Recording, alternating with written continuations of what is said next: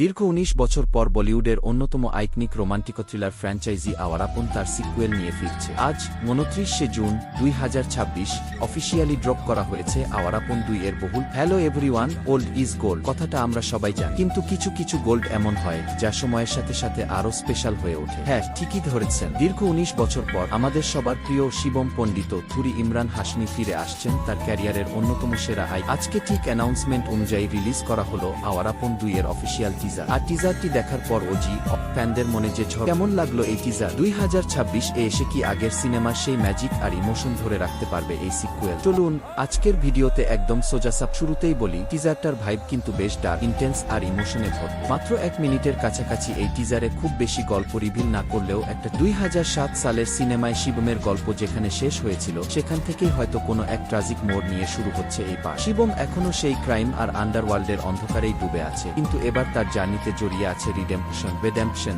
বা পাপমোচন, ভালোবাসা। ভিজুয়ালের কথা যদি বলি, রাজস্থান এবং সাউথ ইস্ট এশিয়ার বেশ কিছু দারুণ ও রিয়েলিস্টিক লোকেশনে সিনেমার শুটিং হয়েছে, যা টিজারের সিনেমাটোগ্রাফিতেই স্পষ্ট। চোখের সেই গভীর বেদনা আর চুলে হালকা পাক ধরা ম্যাচিউরড ভাই, ব্যাস এইটুকুই ফ্যানদের মন জয় করার জন্য যথেষ্ট ছিল।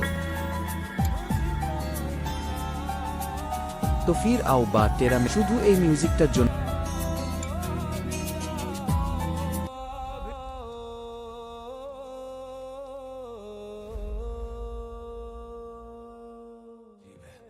उसने मुझे छुआ।